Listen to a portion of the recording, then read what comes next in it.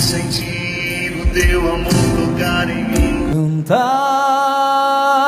ao Senhor Deus um canto novo, porque Ele fez prodígios. Cantai, cantai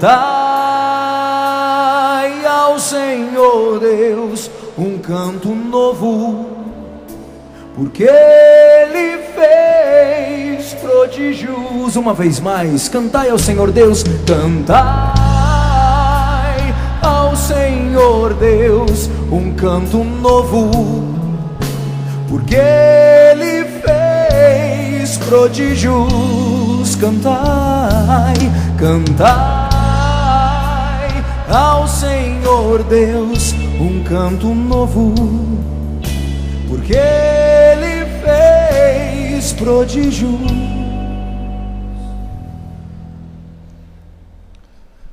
Eu pessoalmente acho de um atrevimento muito grande, né? Eles me colocarem para pregar essa festa tão especial, que é o aniversário do Monsenhor Jonas. Aí antes de começar eu tentei me livrar. Ele disse, eu presido e você prega? Aí eu falei, não, o senhor preside e prega. Ele falou, não estou perguntando, eu estou mandando. Aí, como é que...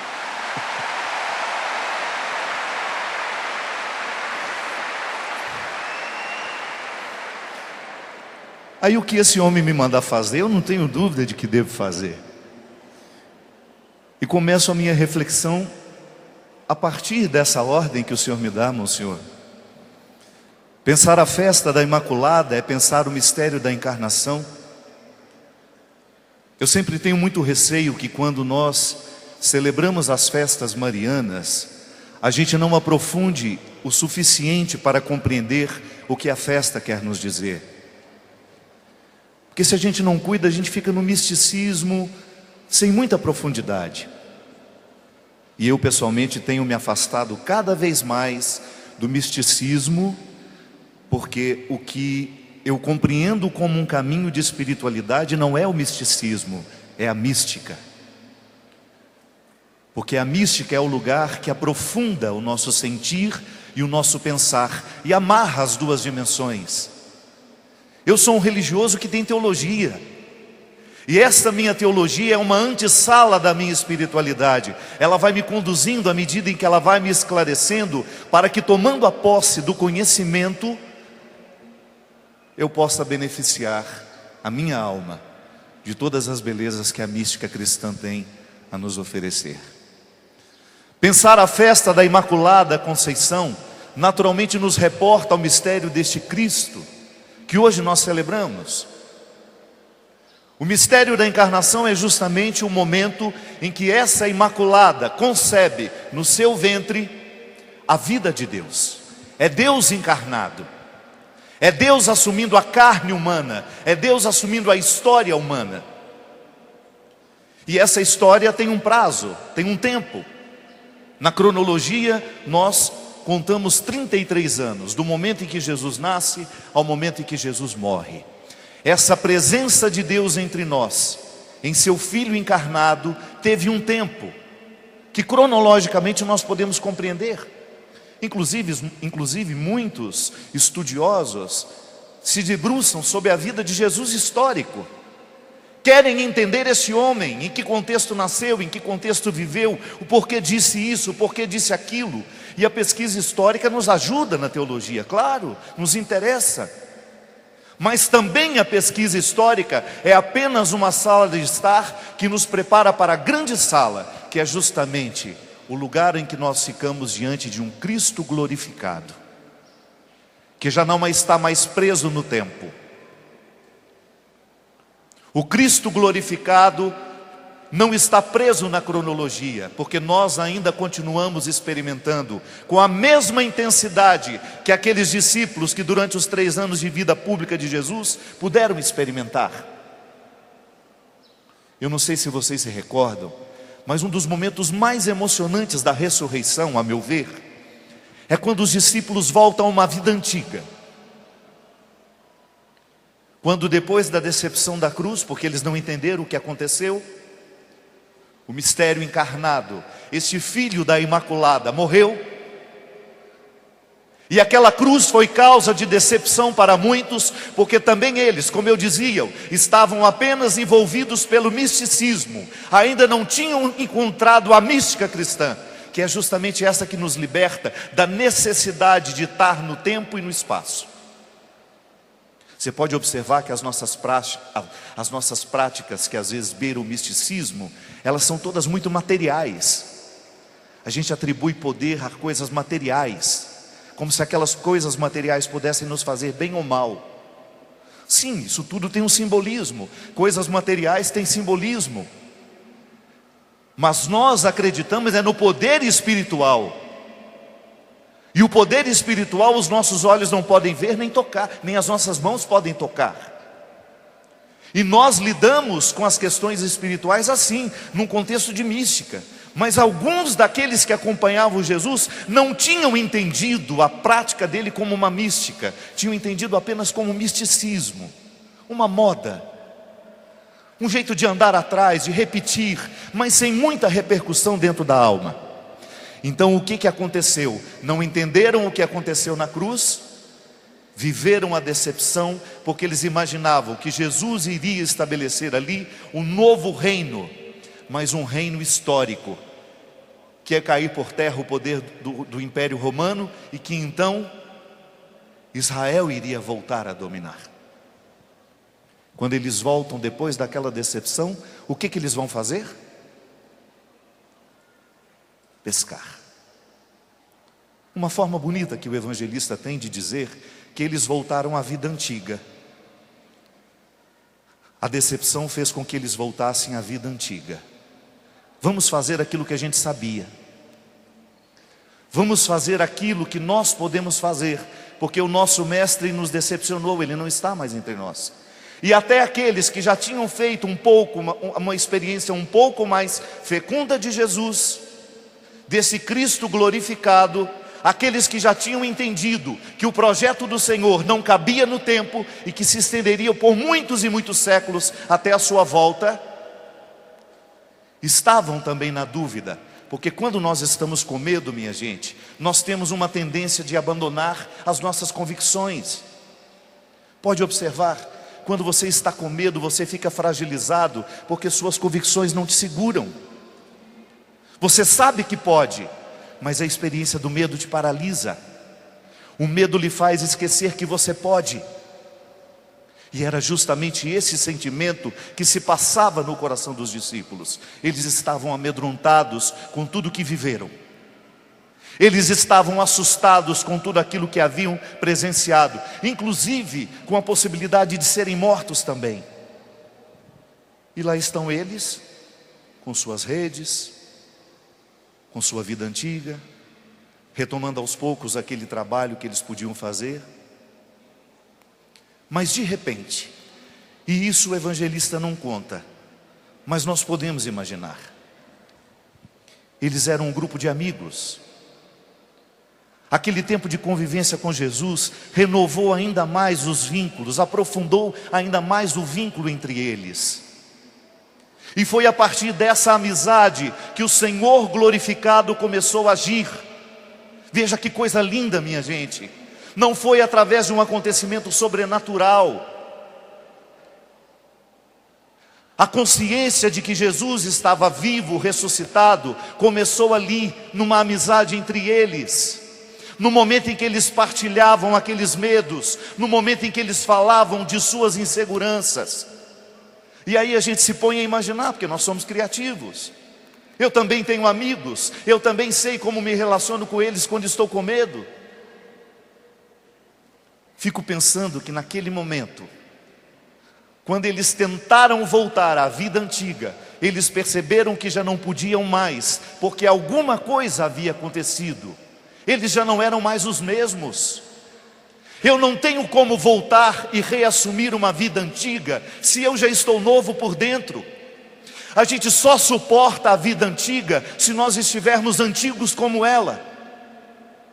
A partir do momento que o sopro do Espírito lança sobre nós as revelações de um novo tempo, um novo jeito de viver, uma nova forma de compreender a lei, uma nova forma de compreender a religião, que foi justamente o que aconteceu no coração e na cabeça dos discípulos. Eles perceberam que eles já não podiam mais voltar e reassumirem aquilo que antes para eles era natural. Certamente Pedro já não podia mais lidar com aquele discurso religioso que segregava as pessoas. Certamente Pedro já não tinha mais condições de voltar ao templo, acreditando que imolar aquele animal ali era uma forma de purificar os pecados. Não faz sentido. Na cabeça dele já estava começando a entrar essa nova convicção. Não faz sentido sacrificar um bicho e isso ficar tudo bem entre mim e Deus. Pode fazer sentido para muitos, mas não faz mais sentido para aquele que conviveu com Jesus, que entendeu que o que agrada a Deus é um coração contrito, que se eu quiser receber o perdão pelas minhas faltas cometidas contra o irmão, eu preciso chamá-lo, eu preciso pedir perdão, eu preciso restituí-lo. Não faz mais sentido entrar dentro do templo, sacrificar um cordeiro, acreditando que neste silêncio entre mim e Deus e um cordeiro sacrificado, Deus está me perdoando pelo mal que eu fiz com meu irmão. Faz sentido para você? Não. Você já não seria mais capaz de praticar uma religião assim, que colocasse uma fórmula mágica entre você e Deus, que lhe proporcionasse um cristianismo hipócrita. Vou lá, cometo um crime, mato uma pessoa, vou lá, me confesso, o padre manda eu rezar uma Ave Maria, está tudo certo? Não. Nós já estamos sob um novo influxo de conhecimento, de graça e de mística. Nós já sabemos muito bem e nossa consciência já não permite mais rezar um Pai Nosso, uma Ave Maria e achar que está tudo certo entre nós e Deus. O que corrige um pecado é uma atitude nova. O que corrige um pecado dentro de nós é uma atitude santa. O que faz uma reconciliação acontecer é uma nova maneira de interpretar aquilo que a vida está me oferecendo. De nada adianta eu ir confessar ao sacerdote a injustiça que eu pratico e ficar alguns dias bem, comungando, feliz da vida, acreditando que está tudo certo entre mim e Deus, e continuar ali as minhas práticas de injustiça. Isso não faz sentido, porque isso não é maduro. E graças a Deus, nós estamos dentro de um contexto religioso em que imaturidades não fazem sentido para nós. Pode fazer para aqueles que praticam o misticismo. Vou ali, me benzo, passo uma água santa na cabeça e saio fazendo mal às pessoas, acreditando que está tudo certo, eu estou protegido. Uso uma camisetinha com o rosto de Jesus e acho que eu estou completamente protegido. Não. Os discípulos já sabiam que não era assim. O que nos protege é a convicção. O que nos protege é a nova mentalidade, como dizia São Paulo. O que faz um ser humano estar protegido diante das ciladas do demônio não é a cruz que ele tem no peito, mas é a convicção que ele tem na cabeça. Porque é a convicção que lhe barra de fazer os absurdos. É a convicção que não lhe deixa ser uma pessoa desonesta. É a convicção que vai impedir a sua mentira. É a sua convicção que não vai lhe permitir ser uma pessoa traidora. Não adianta nada estar com a cruz no peito e estar com as atitudes completamente desarticuladas da cruz que você traz. Não faz sentido a gente querer viver um cristianismo que não nos comprometa com as realidades menores da vida. Eu entro aqui e a partir do momento que tenho a responsabilidade de estar aqui, eu não posso me desprender do mistério da encarnação. A partir do momento que você entra no seu trabalho, que você entra dentro da sua casa, que você vai passando pelo mundo, você precisa ter a convicção que acordou os discípulos naquela barca daquele dia, que foi justamente o momento em que eles olharam uns para os outros. E fique imaginando, João, quando chegou para ser um deles, era um homem de um temperamento muito difícil. Embora ele seja o discípulo do amor, a chegada de João não foi assim. O apelido dele era Filho do Trovão. Não devia ser uma pessoa fácil. Não devia. O Filho do Trovão, envolvido por tudo aquilo que havia acontecido e com um pouco mais de profundidade, porque ele estava no Calvário. O Filho do Trovão precisava fazer caber dentro da cabeça e do coração aquele desânimo, aquela decepção. O Senhor não está mais entre nós, não temos mais a possibilidade de estabelecer o reino que Ele tanto nos prometeu, Pedro.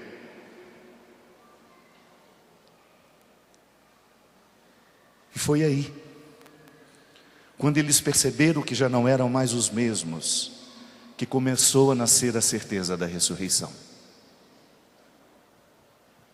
Essa convicção que eu falo para vocês que nos traz aqui hoje.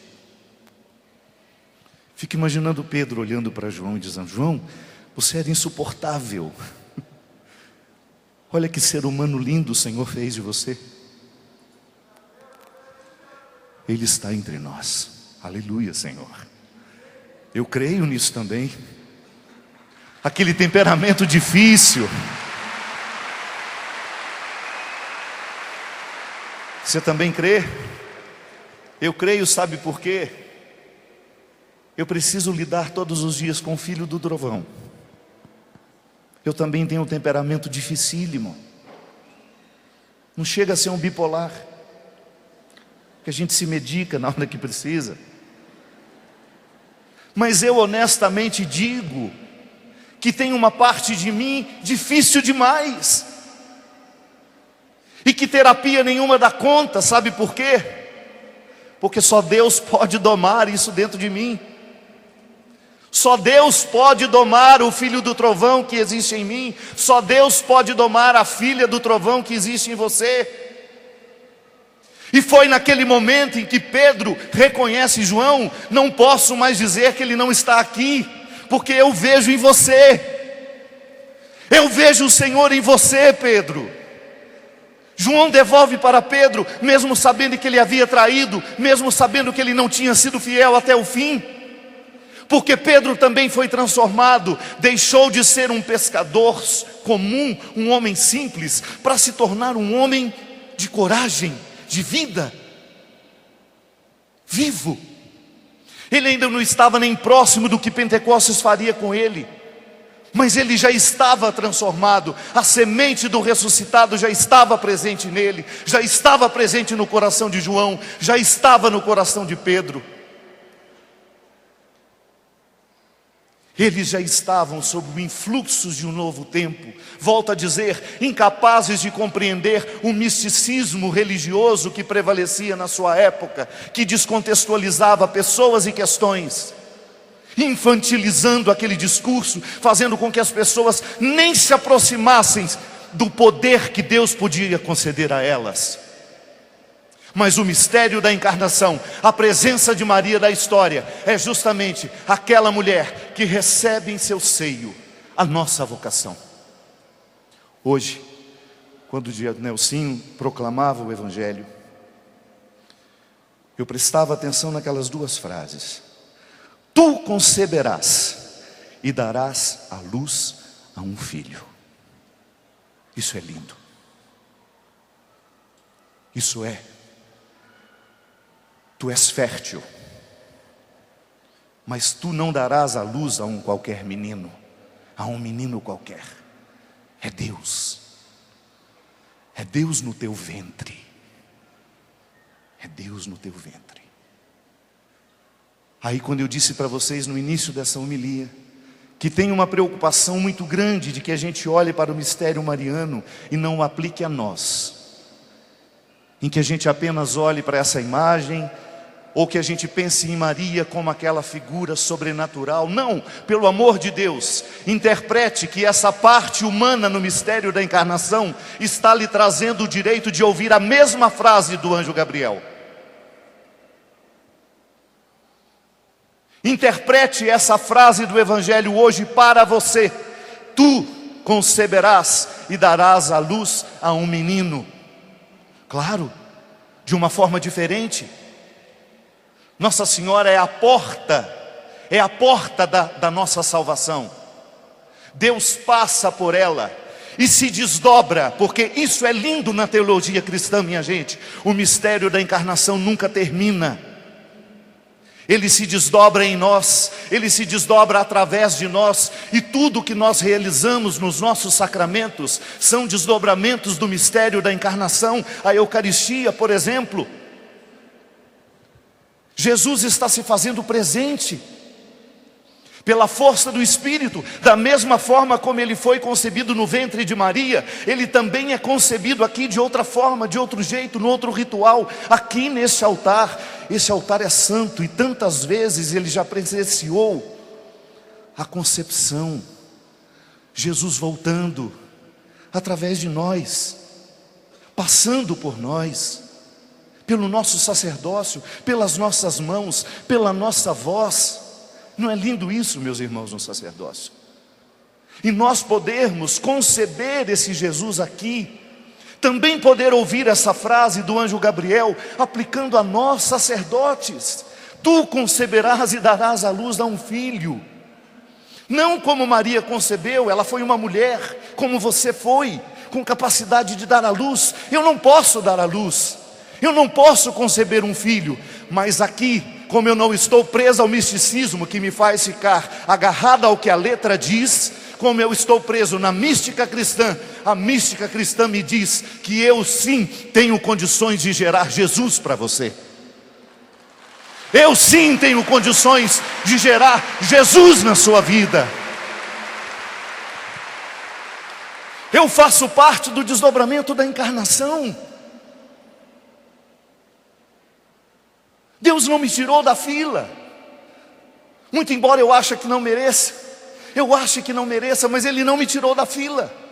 Ele me pôs aqui na fila e diz: Fabinho, eu quero contar com você. Desdobre-se, leve o meu filho, faça-o nascer no meio das pessoas, faça-o nascer por onde você for.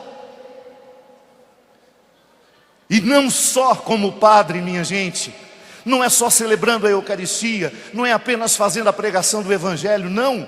Eu tenho a possibilidade, porque a minha vocação cristã, o batismo me deu esse poder. Eu tenho o poder de levar Jesus através do meu corpo. Ele se encarna em mim, sim, porque quando eu comungo, quando eu recebo a sua palavra, duas realidades se estabelecem dentro de mim. A palavra passa pela minha mente, porque eu quero entender essa palavra, eu quero prestar atenção nesse Evangelho. Quando o Evangelho é proclamado, eu quero saber as palavras que estão sendo ditas, porque elas entram na minha mente, transformam as minhas convicções, passa pelo meu coração e vira gesto. Então, a igreja até diz isso: você que não pode comungar porque tem aquelas irregularidades. Não se esqueça que Jesus está presente de forma real, é presença real na palavra. E posso dizer uma coisa para vocês: que forma eficaz de presença real Jesus tem na palavra. Sabe por quê? Nós somos movidos por palavras. Escute uma palavra que te faz mal e vai te dar até mal-estar. É físico o que você sente, estou errado? Escuta um desaforo, você até dá uma vontade de dar uma vomitada, de tanta raiva que sente. Você sabe que a palavra, ela entra na sua corrente sanguínea. A palavra é uma energia que passa pela sua corrente sanguínea. A palavra é uma energia que entra dentro de você, gera sentimentos e por isso também gera convicções. E a presença real, eu como. A gente sabe, os nutricionistas nos ensinam que nós nos transformamos naquilo que comemos. Por isso que na primeira leitura, Deus alerta que aquelas duas pessoas que estavam ali no paraíso não deveriam comer daquele fruto, porque aquele fruto envenenaria. Outro dia eu fiz um exame genético, que diz exatamente, claro, sempre tem uma margem, quais são os alimentos que me fazem bem e quais são os alimentos que vão me intoxicar, que vão me inflamar, que vão prejudicar a minha saúde. É bom saber disso. Você já come sabendo que vai fazer mal. Aí eu descobri que tem alimentos que eu gosto, mas ele não gosta de mim. Aí eu lembrei da árvore proibida. Sim, às vezes nós comemos o que nos faz mal. Nós comemos rancores, nós comemos mágoas, nós comemos tristezas que já deveriam ter sido curadas, nós comemos inveja, nós comemos sentimentos mesquinhos e nos transformamos nisso. Quando o escritor salienta, colocando a voz de Deus como uma ordem, não comais daquele fruto, porque ele vai te fazer mal. Diferente da ordem de Jesus: tomai e comei todos vós, isto é o meu corpo. E ele traz vida, e vida em abundância.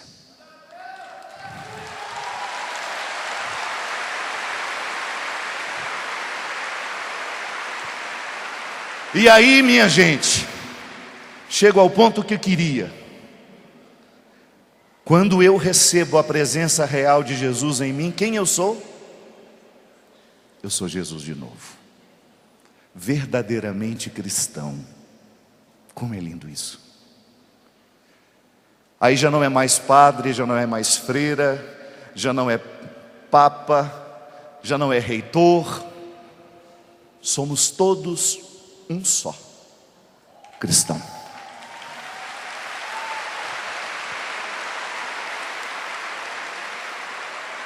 E esse poder é seu.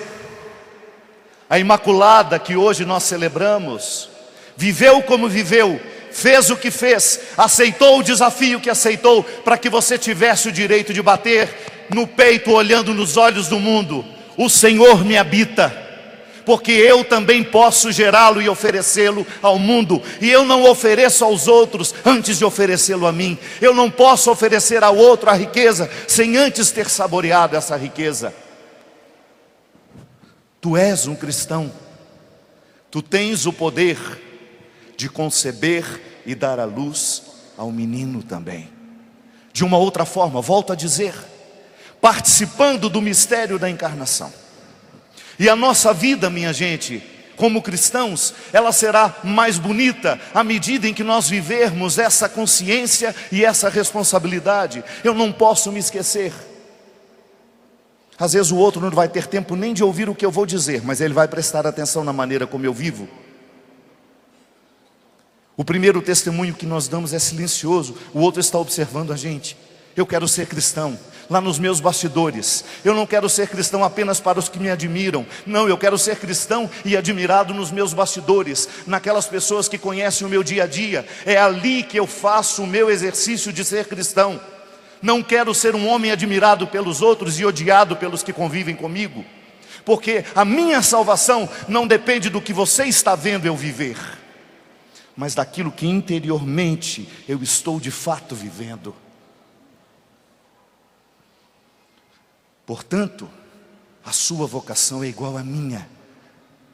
Essa é a vocação que nos iguala e que nos coloca no colo da Imaculada. Nós somos filhos da Imaculada, para que nós também tenhamos condições de gerar Jesus.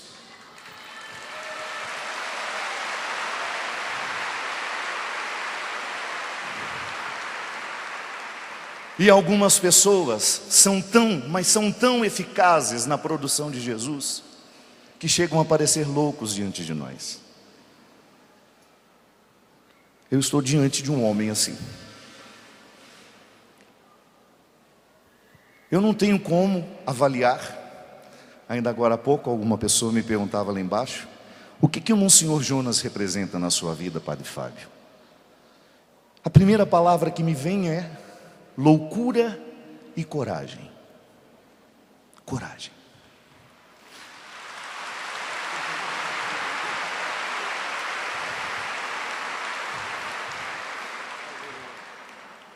Eu me lembro que há muitos anos, eu acho que há mais de 20 anos, eu assistindo a uma pregação do Monsenhor Jonas Abib. Ele dizia assim: no futuro, nós vamos ser comandados por um chip.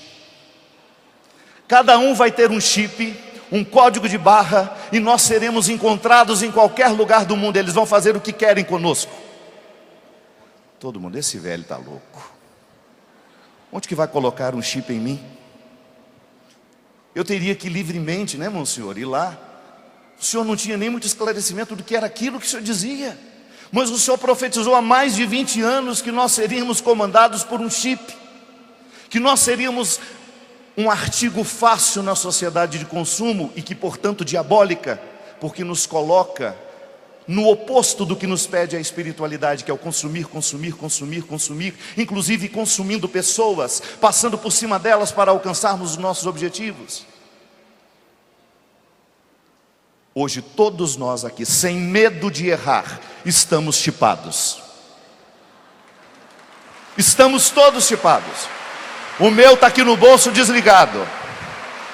Levante o seu chip aí para eu ver que o Monsenhor tinha razão há 25 anos quando ele dizia que nós estaríamos controlados. Olha isso, Monsenhor. Deu certo o que o senhor disse. O senhor foi... Nunca imaginávamos, não sabíamos o que era aparelho celular, isso não existia.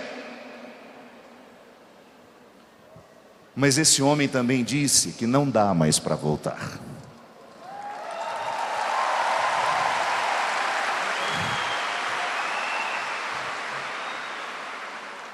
Que apesar de não termos barrado as consequências de tudo aquilo que pode, claro, esse chip aí pode te fazer bem sim, porque você pode usá-lo para o bem, mas ele também nos motivou que não era possível ser uma coisa ou outra, não, ou é ou não é. Ou seremos santos na época do chip, ou não seremos nada. Ou seremos santos, ou não seremos nada. Porque quem gosta do meio do caminho é o capeta. O diabo é que adora nos manter na mornidão. Eu vou transformar, mas nem tanto. Eu vou dar a Deus somente metade do meu corpo. A parte de baixo é do capeta. A de cima eu até dou para o céu. Mas de vez em quando eu vou usar a parte de baixo, é para o capeta. Não. Não se esqueça que o mistério da encarnação quer o seu corpo inteiro, quer a sua mente, quer os seus passos, porque nós precisamos ir pelo mundo. Monsenhor Jonas Abib, eu sei que o senhor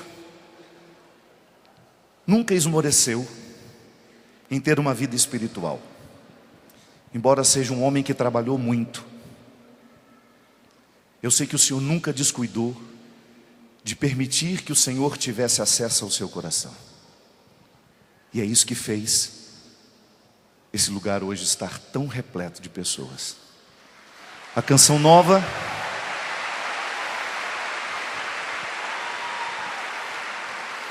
minha gente, eu ando pelo Brasil e às vezes pelo mundo. Vocês não fazem ideia de quantas almas, de quantas pessoas são salvas através deste veículo de comunicação que está sendo transmitido neste momento.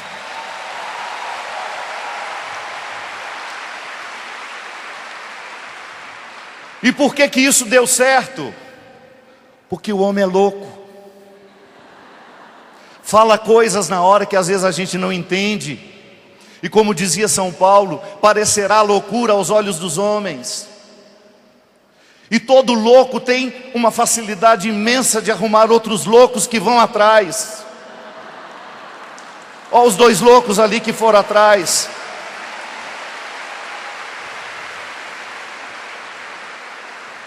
E depois vai arrumando um tanto de louquinho que até quer ser padre também. Vai arrumando gente louca, e vai arrumando gente louca, e vai arrumando gente louca. E eu sou testemunha de dizer para você que eu conheço a loucura mais bonita e mais santa nos bastidores da Canção Nova, das pessoas que trabalham comigo no meu dia a dia aqui. Essa menina, pelo amor de Deus, isso é um evangelho para mim. Essa menina, nunca, mas nunca na minha vida eu encontrei um sentimento nessa criatura que pudesse ser contrário ao que Jesus me pede. Está aí, olha. Trabalha, trabalha, trabalha, trabalha. Se você dá um dinheirinho para ela, ela já quer logo levar para o cofre da casinha dela, porque ela quer que todo mundo desfrute daquilo. O louco chamado Monsenhor Jonas Abib está criando uma loucura que nos salva. Uma loucura que tem o poder de salvação, uma loucura que tem o poder de transformar mentalidades, uma loucura que tem o poder de nos acordar para que o chip não nos domine de forma maligna. Esse louco colocou muita gente de joelho. Tem defeitos aqui? Muitos. Mas nós não desistimos da graça de Deus. Nós não desistimos do amor que o Senhor nos traz.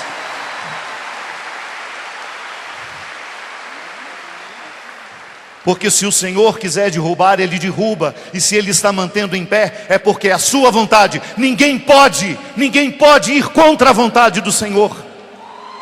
A obra que não está de acordo com a vontade do Senhor, ela cairá por terra. E se a Canção Nova continua em pé nos dias de hoje, é porque é uma confirmação do céu para esse homem corajoso que hoje completa 54 anos de padre, tendo como lema: tornar-me tudo para todos.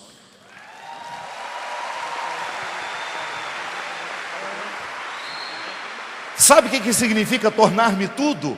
Não ter preguiça. Esse homem estuda, esse homem se empenha, ele luta para vencer o Adão que há dentro dele, porque entre Adão e Cristo há uma caminhada imensa a ser feita, e ele não desiste. A conversão é você dar passos na direção do Cristo que você quer ser. Eu quero ser cristão, eu quero que Jesus viva em mim. Eu vou finalizar com uma pequena história. Eu tenho para mim que nada pode nos deixar mais felizes como homens e mulheres que trabalham pelo Evangelho do que quando a gente encontra uma pessoa que foi curada através do nosso trabalho.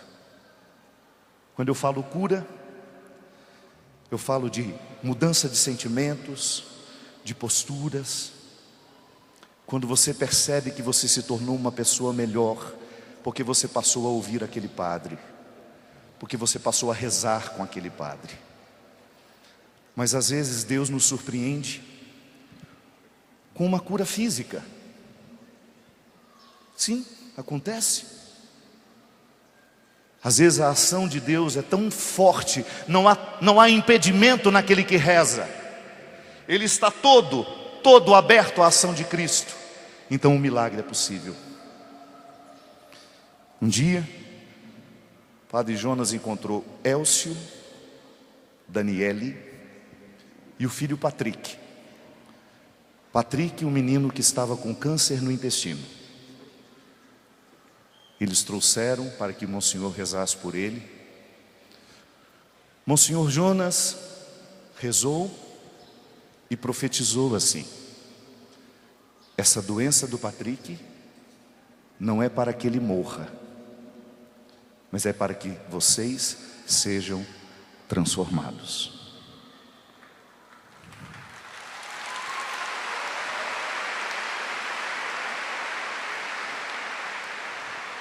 E assim aconteceu, Monsenhor. O menino está curado e gostaria de ser hoje o presente para o Senhor.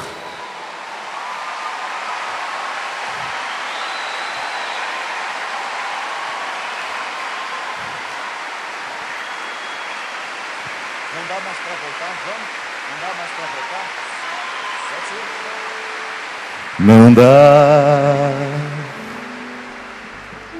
mas para voltar, o barco está em alto mar. Solta a sua voz. Não dá Mas Pra voltar, o barco está. o barco está em alto mar. Solta a sua voz, bem bonito. Mas pra negar, Mas pra negar, o mar é Deus e o barco sou o eu. mar é Deus e o barco sou eu. E o vento forte E o vento forte me leva pra frente. que me leva pra frente. É o amor de Deus. Não dá, não dá mais pra negar. O mar é Deus e o barco sou eu. e o vento forte que me leva pra frente. É o amor de Deus. Quando o pessoal da TV fez a proposta de vocês virem dar esse presente ao Monsenhor,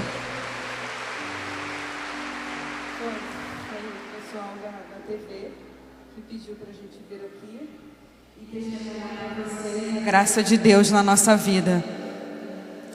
Bom, há 3 anos atrás, em 2015, o Patrick recebeu um diagnóstico de um câncer,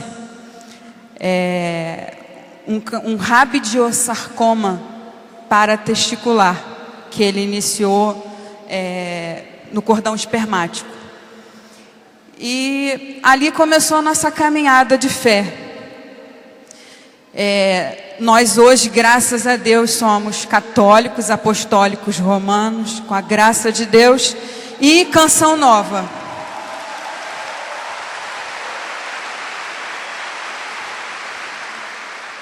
Porque foi ela que nos sustentou. Deus usou a TV como um instrumento de Deus para nos tocar. Só Deus sabe o quanto foi difícil para a gente hoje estar aqui. Mas como o Monsenhor falou para nós, uma vez que ele nos atendeu aqui, através da Luzia, que viu essa mãe desesperada, como Nossa Senhora, um dia sofreu tanto, tanto, tanto, em ver seu filho morrer na cruz. Eu também estava desesperada, e eu fui até a Luzia, nem fui pedir para ela, para falar com o Monsenhor, fui para ela para contar a minha dor. E ela falou para mim o seguinte: Daniele, vamos, eu vou te levar num lugar. E ela nos levou até o Monsenhor, e ele fez uma oração pelo Patrick. E a gente sempre fica esperando uma resposta de Deus, né? Ainda mais através do Monsenhor.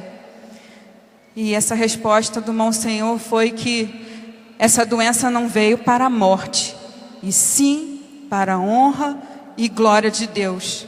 E eu jamais posso esquecer o dia que a gente encontrou com ele e ele falou: vocês vão precisar anunciar essa maravilha de Deus. E eu falei para ele: como, Monsenhor? Vou anunciar. Minha filha, de que forma seja, você precisa anunciar. Para uma multidão, para 1, 2 pessoas, mas você precisa anunciar. Só que a gente estava passando pela doença. O Patrick estava aqui com a gente, careca, passou por 42 quimioterapias, 33 rádios, 12 horas de quimioterapia num dia e 12 horas no outro. Normalmente a gente conhece pessoas que fazem 5, 6 horas, no dia seguinte nem levanta. Esse menino que a gente chama lá em casa de filho do milagre, ele levantava no dia seguinte para fazer mais 12 horas de quimioterapia. Gente, de 21 em 21 dias a gente tinha que passar por essa dor. E foi nessa dor que Deus foi transformando, Deus foi nos curando. A gente começou a perguntar para quê, e com o tempo Deus foi dizendo por quê e para quê, e Ele fala até hoje para a gente. Por isso que a gente está aqui, para contar um pedacinho do nosso testemunho. O testemunho é longo, mas a gente também não quer interromper muito a sua homilia, mas é um pedacinho só do nosso testemunho. E hoje ele está aqui para agradecer nesse dia da Imaculada Conceição.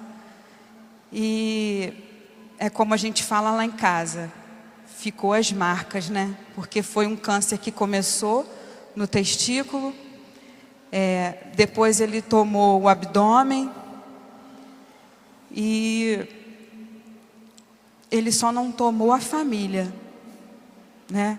A fé, a nossa fé através da Canção Nova, foi tudo que a gente precisava, foi a força.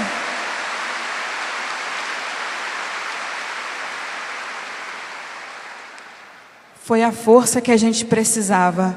A televisão lá de casa, da cozinha, não sai da Canção Nova, porque ela tem que estar na nossa casa. Como que é importante a gente ter a Canção Nova com a gente todo dia. E é o que a gente vive lá em casa. É o caminho de Deus que nos traz a Canção Nova. Deus nos traz a Canção Nova. E hoje a gente está aqui para apresentar para vocês que Deus tudo pode, mas que a gente precisa ter fé e acreditar, se entregar. Porque um câncer, quando chega na família, ainda mais num filho, um filho único, a gente perde o chão. E a gente perdeu o chão, mas a gente não perdeu a fé. Amém. Amém. Obrigado, minha filha. Obrigado, Senhor, Pai. Obrigado, Patrícia. Obrigado por todo mundo, viu? Obrigado, meu filho. Deus te abençoe muito. Uma salva de palmas para essa família.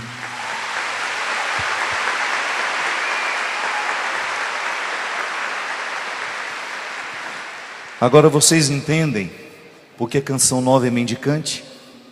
Por que ela pede a sua ajuda todo mês? Por que eles não desistem? Porque aqui se acredita no que se faz. Apesar de todas as falhas que estão nos nossos bastidores, essa obra é do Senhor. E nós não vamos permitir que nada, nem ninguém, venha atentar contra a santidade que aqui habita.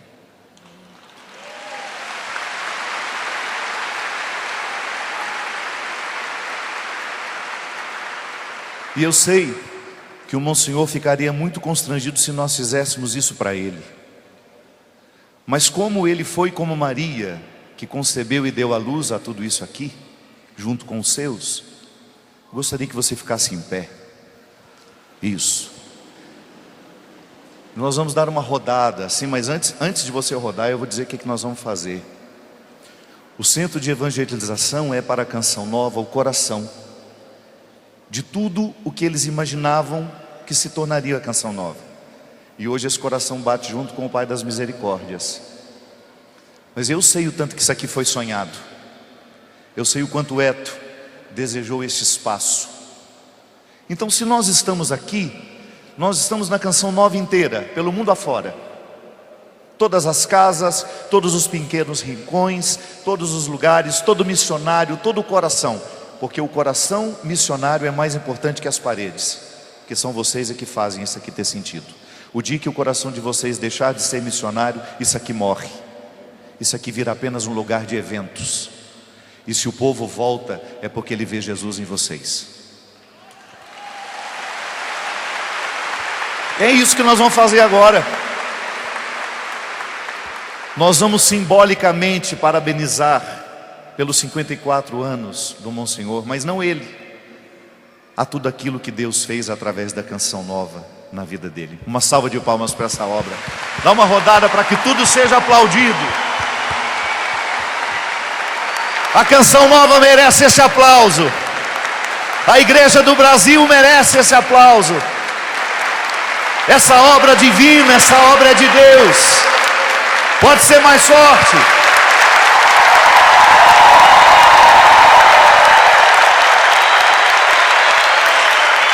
Mais forte ainda.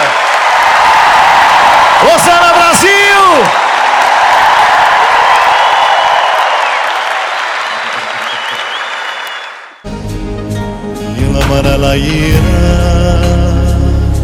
Tome posse dessa vitória.